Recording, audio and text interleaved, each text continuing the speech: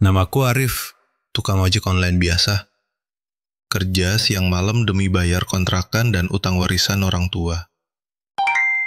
Tapi malam itu ada yang aneh. Aplikasi ojolku tiba-tiba hidup sendiri. Ada satu order masuk. Tanpa nama, tanpa foto, dan tanpa tujuan. Hanya satu kalimat di kolom catatan. Antarkan aku malam ini sebelum jam 1. Suara angin berhembus, motor di starter. Kupikir ini prank. Tapi entah kenapa, jemariku tetap menekan tombol terima order. Suara motor melaju. Malam sunyi.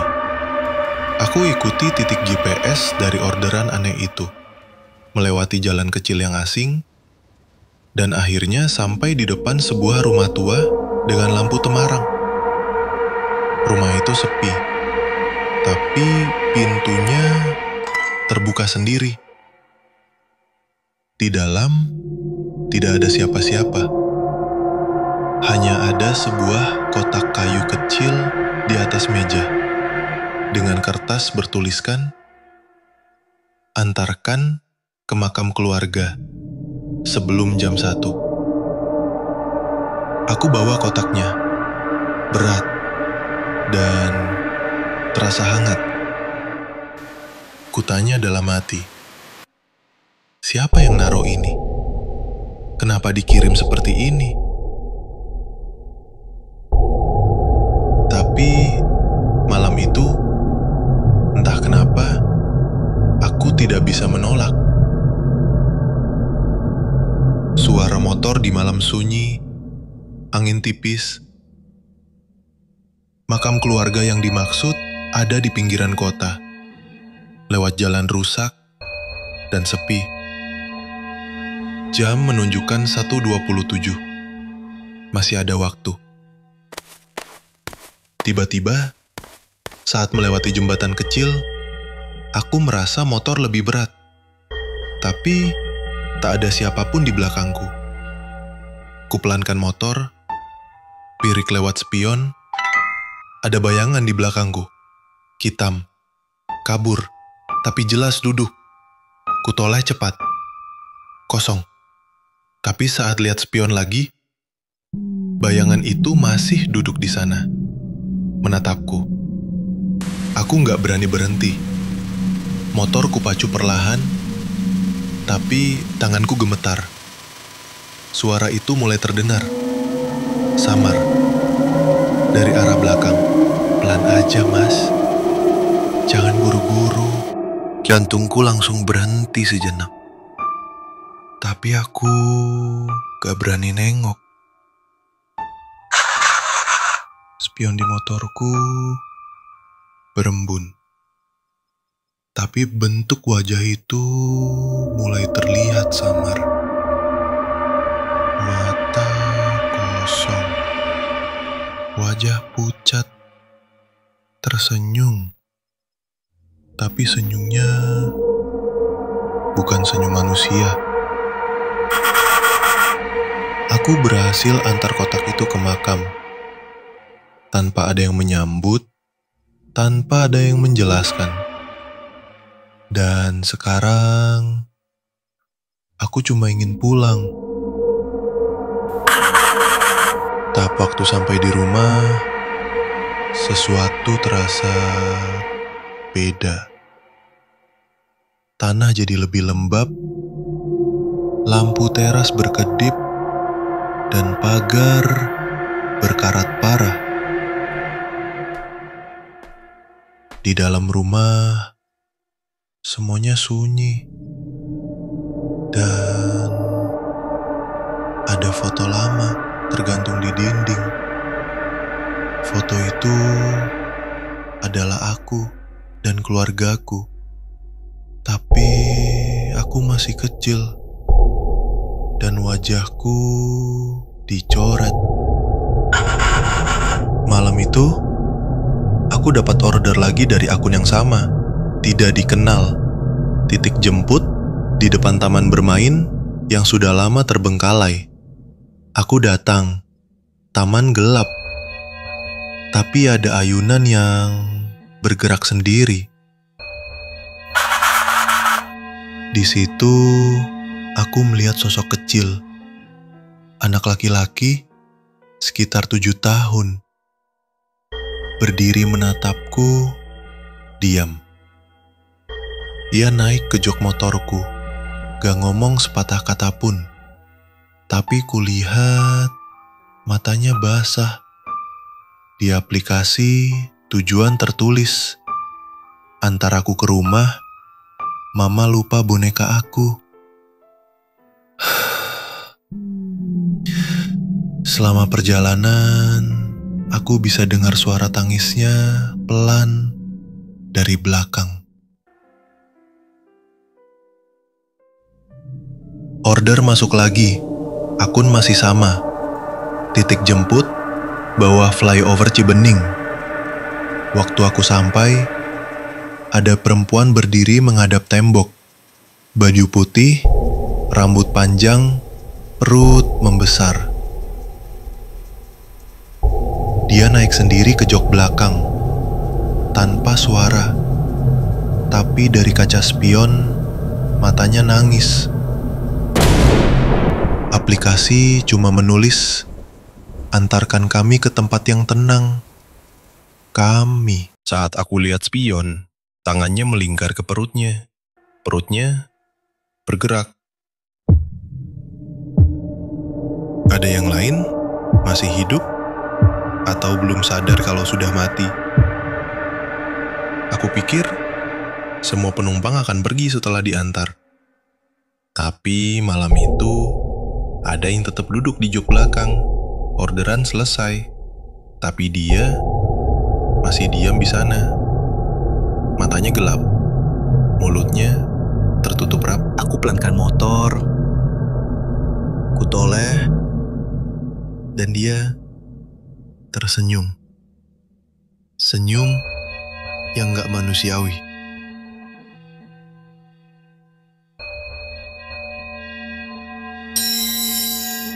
Order masuk jam 2.14. Tapi kali ini ada 3 titik jemput. Semuanya dekat hutan kecil belakang kompleks.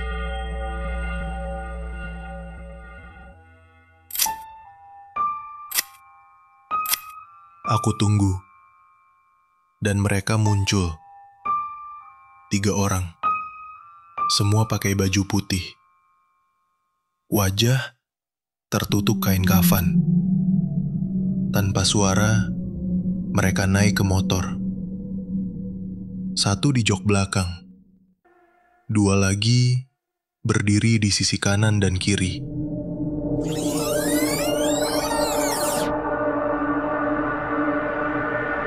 Mereka mulai berbicara, bukan bahasa manusia, seperti suara dari dalam tanah. Di aplikasi tertulis, jangan bawa kami ke arah cahaya. Setelah malam itu, aku mutusin buat berhenti. Hapus aplikasi. Nggak ambil orderan lagi. Pagi itu, aku duduk di warung kecil deket pasar lama. Cuma pengen tenang. Tapi tiba-tiba, ada kakek tua duduk di sebelahku. Dia nggak pesan apa-apa. Cuma bilang, kamu udah buka pintu yang nggak bisa ditutup, Leh. Aku kaget. Padahal aku nggak cerita apa-apa. Nggak kenal dia. Tapi matanya melihat aku kayak dia tahu segalanya. Dia lanjut ngomong. Selama kamu masih di atas motor itu, mereka bakal terus naik. Terus dia pergi. Tapi uang kopinya udah ada di meja. Malam itu, aku nggak narik. Tapi tiba-tiba, ada suara di luar rumah. seseorang manggil, "Arif." Aku buka pintu. Sepi. Tapi di ujung gang ada perempuan berdiri. Bukan sembarang orang. Dia pakai baju pengantin merah tua. Wajahnya penuh bekas luka. Dan matanya langsung melihat ke arahku. Dia nggak ngomong apa-apa. Cuma naik sendiri ke motor. Dan pelan-pelan motorku nyala sendiri. Aku nggak tahu dia siapa. Tapi dia tahu namaku. Dan aku ikut aja. Perempuan itu nggak ngomong apa-apa. Tapi setiap belokan, aku seperti tahu kemana harus pergi. Kaki ini, tangan ini, bergerak sendiri. Seolah aku pernah lewat jalan itu sebelumnya. Kami berhenti di depan sebuah rumah tua. Pintunya terbuka. Di dalamnya ada foto aku. Tapi fotonya udah tua, hitam putih. Dan ada tulisan tangan di bawahnya. Arif 1987. Aku lahir tahun 2001. Tapi di foto itu wajahku. Malam itu, aku tidur di rumah tua itu. Gak tahu kenapa, rasanya kayak ditahan di situ. Begitu aku pejam mata, aku langsung ada di tempat lain. Aku lihat diriku sendiri, masih muda, pakai jaket kulit, dan boncengin seseorang. Tapi jalanan waktu itu bukan zaman sekarang. Aspalnya belum mulus, dan lampu jalannya pakai lampu minyak. Tiba-tiba ada kecelakaan. Orang yang aku bonceng mati. Dan yang lebih parah, aku ninggalin dia, kabur. Saat aku bangun, tanganku berdarah. Dan di jok motor ada helm tua yang bukan punya aku. Aku pikir semua itu cuma mimpi. Tapi malam itu, semua penumpangku kembali. Satu persatu muncul di jalan depan rumah. Si ibu hamil, si anak kecil, 3 orang berkafan, perempuan pengantin. Mereka nggak bicara, cuma berdiri dan menatapku. Aku coba kabur lewat belakang. Tapi rumah ini berubah. Dinding-dindingnya penuh foto, semua wajah penumpang. Dan di tengahnya ada aku. Tersenyum, pakai baju pengantar jenazah. Di antara semua wajah yang kulihat di dinding, ada satu yang bikin aku gemetar. Wajah seorang laki-laki yang dulu pernah kuantar. Dan kutinggalkan.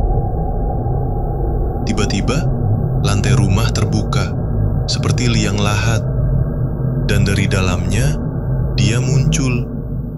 Dia jalan pelan, bajunya sobek, tubuhnya lebam, tapi matanya masih sama. Penuh pertanyaan.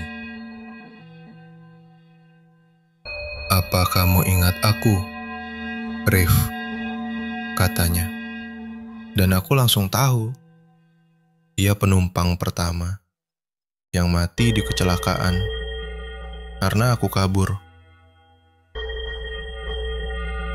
Setelah dia muncul, dia gak marah. Dia cuma duduk di depanku. Lalu bilang, "Kalau kamu mau menebus, hidupmu harus dikembalikan." Dia buka tangannya.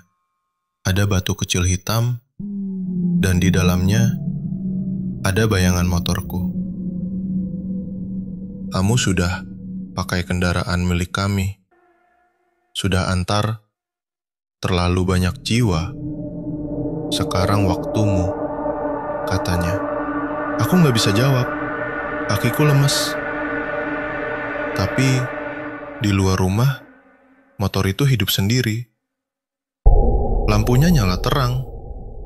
Dan di jok belakang, ada ruang kosong. Seperti aku yang harus duduk di sana. Aku hampir naik ke motor itu. Tapi tiba-tiba motor mati sendiri. Di belakangku ada seseorang berdiri. pakai jubah hitam, tinggi, dan memegang tongkat dari tulang. Dia nggak bicara pakai mulut, tapi suaranya langsung masuk ke kepala.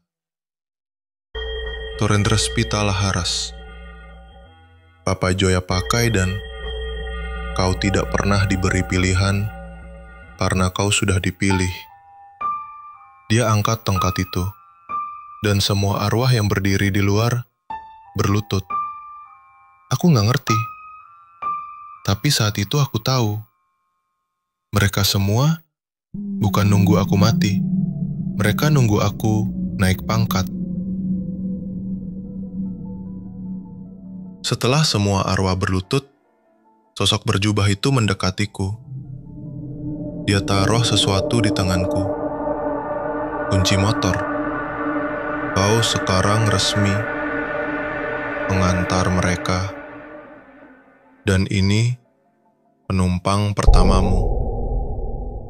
Di udara muncul bayangan wajah. Perempuan. Masih muda. Dan aku kenal. Itu ibu kosku. Malam ini aku harus antar dia. Bukan ke stasiun. Bukan ke pasar,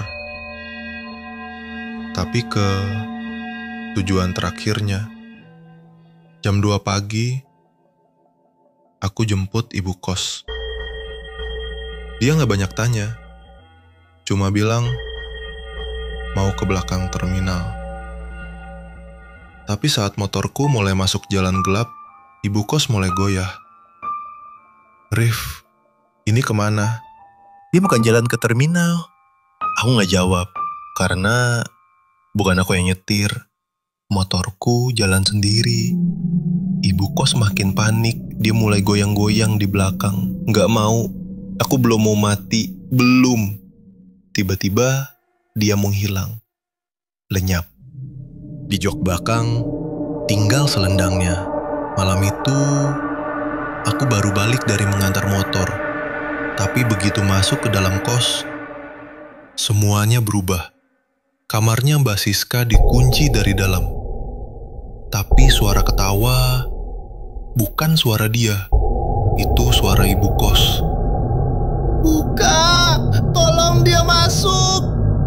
Saat pintunya dibuka paksa, Siska udah kejang-kejang. Tapi matanya bukan milik dia. Itu mata yang sama dengan yang tadi duduk di jok belakangku. Ternyata, kalau jiwa menolak dijemput, dia nggak pergi sendirian. Dia balik lagi dan masuk ke tubuh siapapun. Siska masih kejang-kejang, tapi bibirnya mulai bergerak. Bicara dengan suara yang bukan suaranya. "Rif, kamu nggak tahu ya? Aku dulu juga pengantar seperti kamu, tapi aku gagal." Tiba-tiba matanya terbuka, hitam pekat. Dia menatap langsung ke arahku. "Kita ini bukan manusia biasa. Kita ini penjaga pintu." Aku mundur pelan. Dunia seperti terbalik. Semuanya jadi masuk akal. Mungkin aku gak pernah lahir sebagai manusia sepenuhnya. Aku ditugaskan sejak awal. Malam itu aku mimpi. Tapi bukan mimpi biasa. Aku lihat masa lalu yang bukan milikku. Seorang perempuan muda mengendarai motor tua dengan seorang pria muda di boncengnya. Lelaki itu pucat, tangannya dingin, tapi mereka tertawa bersama. "Jangan pergi ya, tunggu aku sembuh." Perempuan itu ibu kos, dan laki-laki itu penumpangnya yang harusnya dia antar ke kematian. Tapi dia jatuh cinta. Dia langgar aturannya. Dia selamatkan orang yang harusnya dia lepas. Dan mulai saat itu, rumah ini berhenti netral. Ia jadi tempat terjebaknya jiwa-jiwa yang ditunda. Dia berdiri di depan tempat tidurku. Tubuhnya pucat, matanya kosong. Tapi dia tersenyum. Arif, sekarang gantian. Aku penumpangmu. Tapi kali ini tujuanku bukan alam manusia. Bukan juga alam mati biasa. Kau harusnya udah diantar sama dia. Kenapa kau masih di sini? Karena aku diselamatkan. Aku dihapus dari daftar. Jadi sekarang, aku harus masuk ke tempat yang bahkan malaikat pun gak berani lihat. Tangannya pegang pundakku, dan tiba-tiba, motorku menyala sendiri. Dan di jok belakang, api muncul perlahan. Api dari neraka. Motor ini bergerak sendiri. Aku gak pegang stang. Tanganku cuma menggenggam erat. Karena di belakangku, dia duduk. Jangan takut, Rif. Aku gak akan ganggu. Tapi kamu harus tahu siapa aku. Sebelum kau antar aku ke ujungnya. Jalan yang kulewati tiba-tiba berubah. Aspal hilang, diganti tanah merah berasap. Di sisi kanan, aku lihat perempuan berdiri. Lehernya penuh luka. Matanya menatap kami, marah. Ram, itu pacarku dulu, aku yang buat dia seperti itu. Setiap meter perjalanan ini mengungkap satu dosa masa lalu. Dan aku harus terus jalan menuju tempat yang bahkan cahaya pun gak mau datang. Jalannya makin aneh. Sekarang pasirnya hitam. Udara di sekitarku panas, tapi tubuhku dingin. Suara preri belakang berat dan dalam. Kita akan melewati 3 gerbang. Kalau kau ikut goyah, kau juga bisa terbakar. Gerbang pertama terbuka. Di dalam, anak-anak kecil berlarian. Tapi wajah mereka hangus terbakar. Suara anak-anak tertawa, lalu berubah jadi jerit kesakitan. Mereka korban, aku yang membuat ibunya meninggoy, dan mereka ikut mati. Aku muntah, tapi motor terus jalan. Gerbang kedua terbuka. Tempatnya penuh suara doa, tapi setiap mulut yang berdoa, lidahnya dijahit. Suara pria kembali berbicara. Dulu aku ceramah soal kebaikan, tapi semua itu bohong. Aku cuma jual kata-kata. Gerbang ketiga paling gelap. Sampai motor pun melambat. Di ujungnya ada cermin. Dan yang terlihat di dalamnya adalah aku sendiri. Motor berhenti sendiri. Di depanku 2 jalan. Yang kiri penuh api. Yang kanan hitam, sunyi, seperti lubang tak berdasar. Kau pikir aku mau masuk? Aku udah ngelewatin semuanya, tapi aku gak mau pergi. Aku mau tinggal di tubuhmu. Arif gemetar, suaranya lirih. Aku cuma pengantar, bukan tempat tinggal. Suara keras dan menggema, suara pria berubah jadi banyak. Tapi kau kosong, Rif. Kau juga gak tahu siapa dirimu. Badanmu siap dihuni.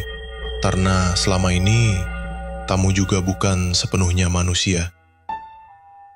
Suara napas Arif berat, jantung berdebar cepat.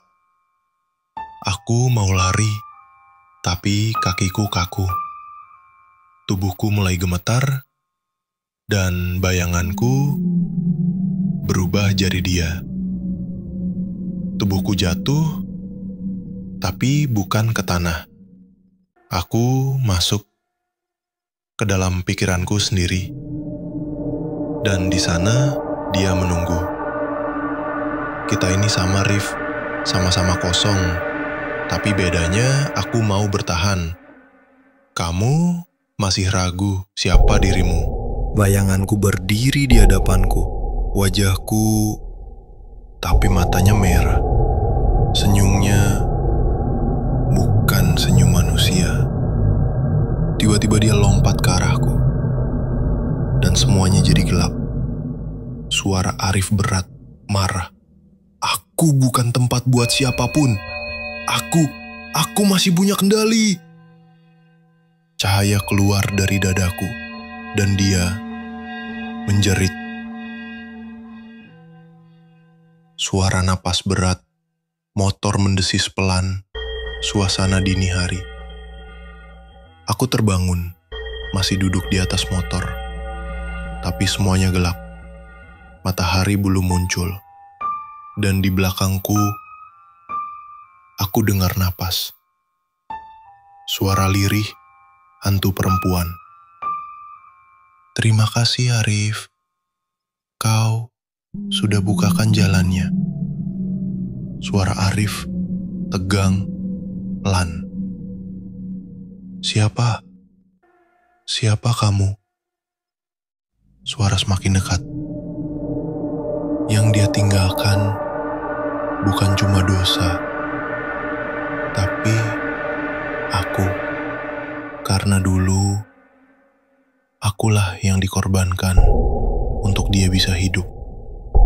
Aku menoleh, dan di jok belakangku ada perempuan, bajunya compang-camping, rambut kusut menutupi wajah, tapi matanya bercahaya merah. Suara perempuan itu menjadi gaung dingin. Sekarang giliranku. Aku penumpangmu berikutnya. Tapi aku gak mau diantar. Aku cuma mau menemani. Aku akhirnya pulang. Kos tua ini masih berdiri. Langkahku berat. Bukan cuma lelah, tapi perasaan ada yang gak beres. Suara ibu kos pelan dari balik pintu.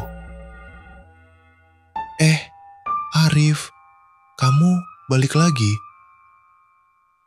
Kamar kamu udah ada yang nempatin loh sejak seminggu lalu. Seminggu lalu. Tapi aku cuma pergi semalam. Suara ibu kos sambung kelan.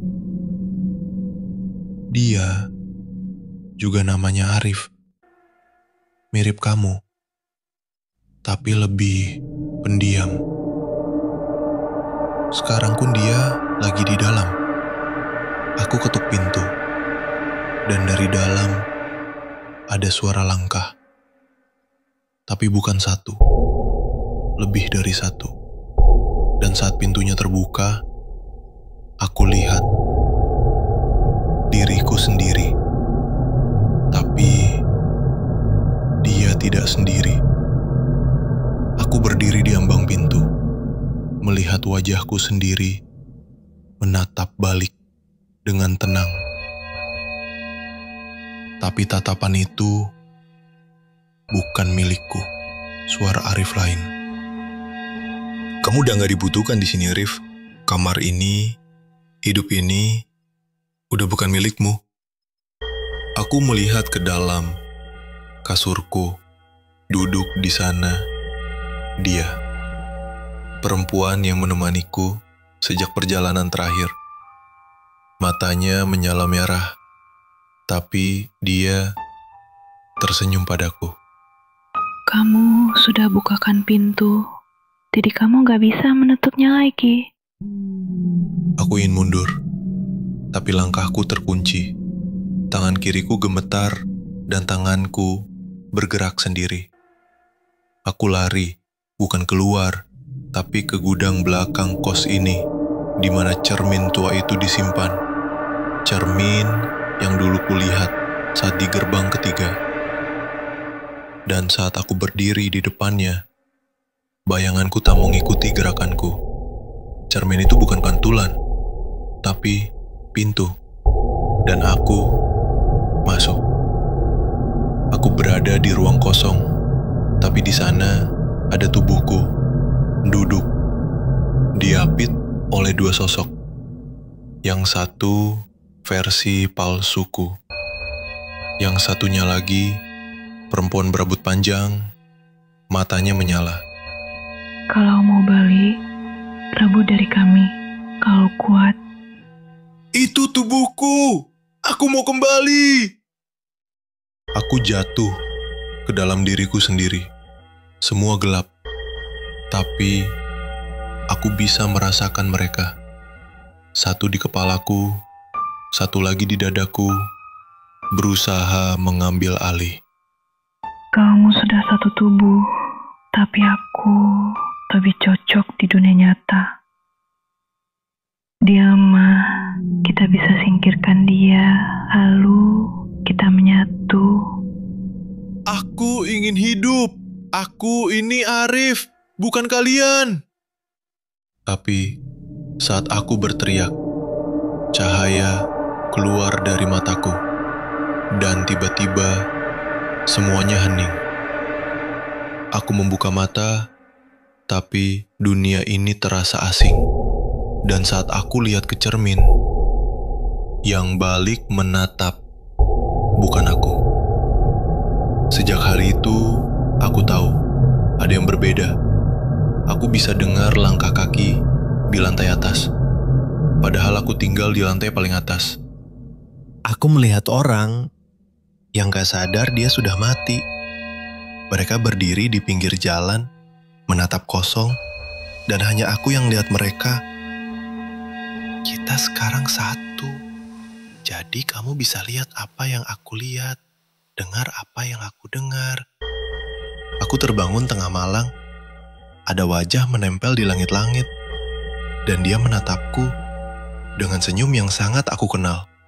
Arif, kau bisa dengar aku kan? Aku belum diantar pulang.